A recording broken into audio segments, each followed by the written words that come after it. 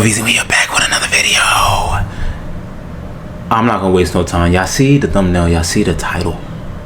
Let's get right into the video. Let's go.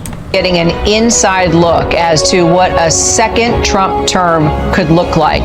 There are so many things in this interview that are dystopian. He wants deportation camps. Yeah. I mean, this is stuff that, I mean, what I thought was so shocking was he was admitting things. I mean, the monitoring periods, the monitoring women's cycles is right out of Handmaid's Tale. But he wouldn't support monitoring pregnancies, even if a state decided to do that. Well, he's made it very clear that he's not going to go and weigh in and try to push various states and how they want to go and set up their particular rules and restrictions. That's going to be up to the states. I tell you, Trump says, all true, what I'm about to inform you. He says he would carry out a deportation operation to remove more than 11 million people from the country. He would let red states monitor women's pregnancies and prosecute those who violate abortion bans. He would gut the civil service. He would close the White House Pandemic Preparedness Office. And he's on the cover of Time magazine. He should be on the cover of Doing Time magazine. That's the... Oh, that's gotta hurt! This is going to be a little different than my usual political video. Call it a PSA rather than some political satire with a watered down Scottish accent punctuated with some funny memes. Because in the wake of Trump's Time magazine interview where he laid bare what he intends to do if given a second pop at fascism, it's time we speak candidly about what that would mean and the necessary steps that we have to take to avoid it. If there's one thing that Donald Trump isn't, it's shy in his outlook. Conceited he is not regarding his hopes and dreams for a better America in his mind. A couple of states I won't mention, but a couple of states really surprised people. But basically, the states decide on abortion, and people are absolutely thrilled with the way that's going on. On day one of the Trump presidency, I'm restoring the travel ban, suspending refugee admissions. A dream for him, but for most, with the guardrails off in a second term, it will be a nightmare. Make no mistake of that. You know, when I asked him, President Trump, would you be comfortable with states prosecuting women who get abortions after the ban? He said, it's irrelevant whether I'm comfortable or not. I don't have to be comfortable. The states are going to decide. When I said, President Trump, what about states monitoring women's pregnancies to know whether they've gotten abortions after the ban? He said they might just do that. He would also say that he would allow for states to have abortion laws in the... I'm sorry. Yeah, I don't usually pause these videos. What's up with them trying to...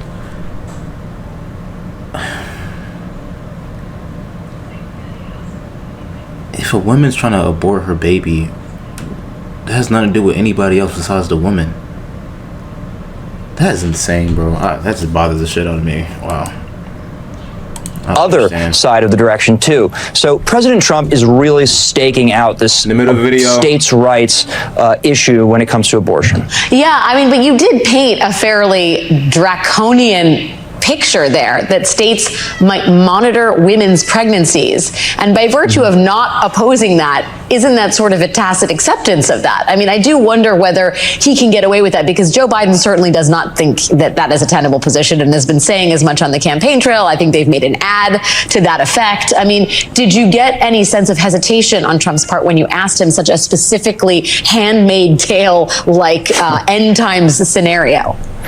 I didn't get any hesitation from Trump at all. In an exclusive interview with Time magazine's Eric Cortellessa, the Republican frontrunner was as outspoken as ever about the policies he would support and enact if elected again in November. Promises like the mass deportation of millions of migrants, as well as suggesting that the United States would not defend foreign allies from aggression in certain circumstances. Vowing to eviscerate federal bureaucracy, as well as staffing those career civil service roles with political loyalists, using law enforcement to target foes, and painted a pretty dire picture of America's future if he doesn't return to the White House. We were talking about leadership. I mean, that is because Donald Trump has hammered over and over again this lie that the election in 2020 was stolen. I don't think there are a lot of suburban housewives who are saying, you know, who are on their own sort of going out and saying, I dispute the results of the election in Arizona. That's a function of Donald Trump and his people going out and telling lies about what happened in 2020. And now you have an interview where he's saying, essentially,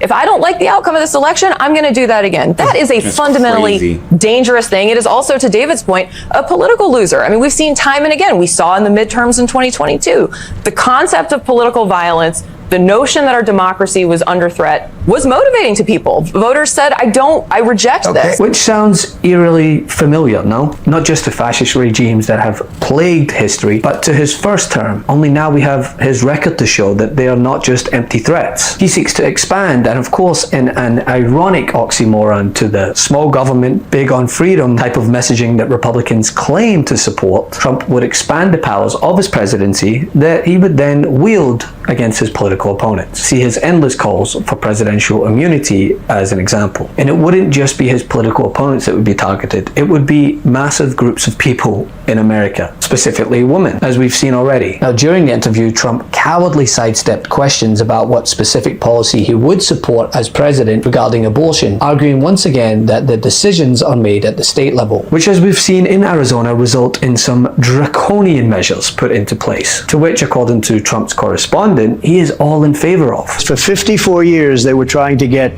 Roe v. Wade terminated, and I did it. And I'm proud to have done it. On the issue, and he supports that. It was his Supreme Court justices, after all, that overturned Roe v. Wade, which was the biggest win for the pro-life movement. I think this is a giant step forward for Alabama. I think it's a victory tonight for women, for families, for Alabama in general. So that was Marilyn Land's last night after her victory in a special election to fill a vacant House seat in Alabama. Abortion, IVF, playing a role. Democrat running on abortion and IVF access wins the special election in Alabama. Marilyn Lands flipped a state house seat in the deep red state by 25 percentage points. Best describes the issue's view on abortion, always legal, 35%, mostly legal, 24%. This week, Donald Trump claimed that overturning Roe was, quote, really working out well for people. But we are seeing just how untrue that is and how messy it can be when individual states are left to regulate reproductive rights. On Wednesday, the Supreme Court heard oral arguments over whether Idaho's near total abortion ban violates federal law by preventing doctors from properly treating women with pregnancy complications. Down in Arizona, the state Senate is poised to take up a bill that would repeal their Civil War-era abortion ban. The State House narrowly passed the legislation this week, but a majority of Republicans voted to keep the ban in place. And as we know with Project 2025, he's aligning himself with religious extremists hell-bent on not only banning abortion, but as Trump's surrogate and potential administration official Jason Miller stated, a future Trump administration would allow states to monitor women's pregnancies. But he wouldn't support monitoring pregnancies even if a state decided to do that. Well, he's made it very clear that he's not going to go and weigh in and try to push various states and how they want to go and set up their particular rules and restrictions. That's going to be up to the states. Yeah, remember that whole small government thing? And while voters have sided with abortion rights advocates every time the issue has been placed on the ballot, it's not enough to just assume that this will be an indicator for what happens in November. It's just far too big of a risk to take. I tell you, Trump says, all true, what I'm about to inform you. He says he would carry out a deportation operation to remove more than 11 million people from the country.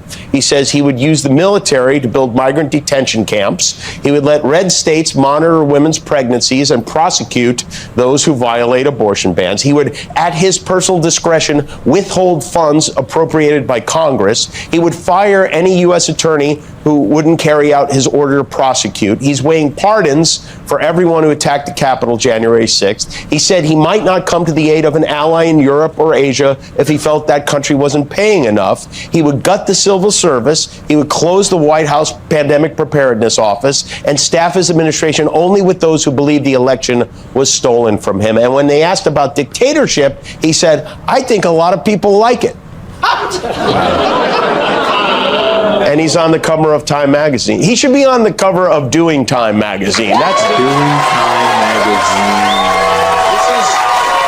magazine. Which leads to my next point of this video. As I said in a sequence of tweets regarding the volatile state of affairs on college campuses across America, young people who make up large swaths of the Democratic voter base are upset and in turn making their voice heard. And when feeling disgruntled over the current administration's handling of a certain issue, being told that the possible future alternative would be way worse, it actually fails to acknowledge that first and foremost there is an issue at all. Young voters are organizing diligently to protest Biden's unwavering support of Israel. So saying that, oh well, Trump's worse, sends the message that there's no need for reproach at the current moment, when there is, and there has been a shift thanks to said organizing. It may not seem like it, but don't take my word for it. Listen to what AOC said on the matter.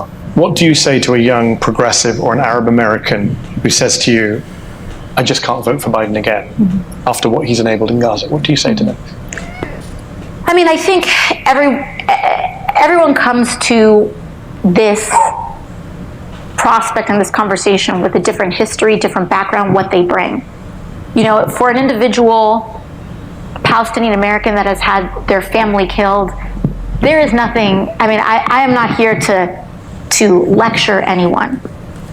I also think that this election is more, in my personal view, I believe this election is about more than the president. And also, it's not just one election that's happening. We're having hundreds of elections. Yes. The balance of Congress, the balance of the House, the balance of the Senate, and the presidency.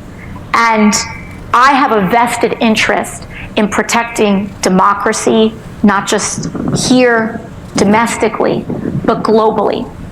And it isn't, I truly do not believe this as a lesser of two evils type of situation. I think about what conditions do I want to be organizing under in the next 4 years. Yeah. We can look at both of these individuals oppositionally as well, depending on what issue you have. But I would rather, even in places of stark disagreement, I would rather be organizing under the conditions of Biden as an opponent on an issue than Trump, who is not, he seeks to dismantle American democracy.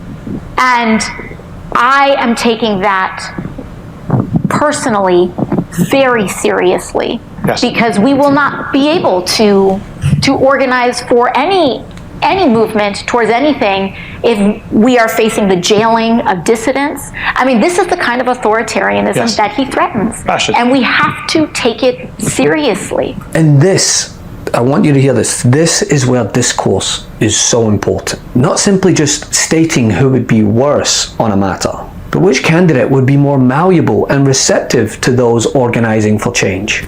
The answer is unequivocally Biden. There will be no organizing under Donald Trump. In that same plan for his next term, just look at how Trump plans to deal with dissent in his Agenda 47, which of course got raving reviews from white nationalist sympathizers like Stephen Miller. I'm not here to relay this diluted response of, yeah, well, it's a binary election, so you have to choose one. It's about, as AOC vocalized, in an answer that I thought was very well thought out in response to a question regarding disgruntled voters who feel like Biden's foreign policy has alienated them. Who would you rather organize under in an attempt to instill change? That needs to be the focus instead of this impulsive disparagement that accompanies any conversation regarding this matter. Because doing that just negates the issue and makes voters feel like they're not being heard. Because it's not just that the alternative would be far worse, which I agree, he would be. It's that there needs to be a conversation happening now. While this administration has proven through its actions and its changes that have taken place, they are willing to listen, and yeah, not as much as people would like, but are malleable to the conversations that are happening. Under Donald Trump, there simply won't be a seat at the table. Dictators like to sit alone. I mean, if it had not been for Mike Pence, we don't know if it would have held. I think it's worth remembering that Donald Trump has already tried to become a dictator. When he attempted to annul a free and fair election and declare himself the victor, if he had succeeded, he would have been ruling as a dictator, not as an elected official. And so the question arises, how could you possibly put someone like that back in office? And I think it's important to understand that the core of his support, the really white-hot core of the Trump movement, does want to see this system overthrown. They do want a different form of government. Some of them want a Christian nation, which is also contrary to what the founders established. Some of them want a white nation, a nation where whites enjoy the privileges that they had enjoyed in the past. Many people want to turn the clock back. And I think we just have to recognize that. It's not so shocking when you look at the entirety of American history. These groups have always existed. What's happened now is they've taken control of the Republican Party, and they have someone as their leader who is willing to destroy the system. That's what he is. He's a wrecker. Love this video? Make sure you stay up to date on I'm about to search for another video. I'm going to like that video. See what these comments is talking about. If the comments load, my comments hasn't been loading lately. It's not going to load right now. So, oh, it did load. He is not only a danger to this country, but all countries. Kimmel has been bringing the heat and destroying Trump lately. Pure gold and loving it, especially since Trump cannot take a joke. Under no circumstances can he be allowed back in the White House, not even part of the guided tour. Sheesh. I mean, from what, like I said, all this is new to me, man. As far as the government and all. Now, can you stop meowing? As far as the government and all this media stuff is new to me. I'm not usually the person that's into this stuff, but I just start getting into this, and this is like, yeah, y'all been supporting almost every video. Keep showing y'all support, man. I'm gonna keep pumping out these videos. You know what I'm saying? If you like the video, like the video. If not, subscribe to the channel. We post once, twice every day, maybe 3, 4, 5 times if I'm off of work. Hit that notification bell, get notified when I upload, y'all. Let me know down in the comment section y'all opinions on all this. Let me know what y'all think about what Jimmy Kimmel. Yeah, I said his name right, didn't I? Let me know what y'all think about what he said, and if it's facts or not. Is all this facts about Trump? Does he really want to become a dictator? Like, let me know what y'all think about the abortion laws and all that. Please let me know, y'all. Make sure y'all like that video. I love y'all. I gotta get to more videos. Peace and love, baby. And we out.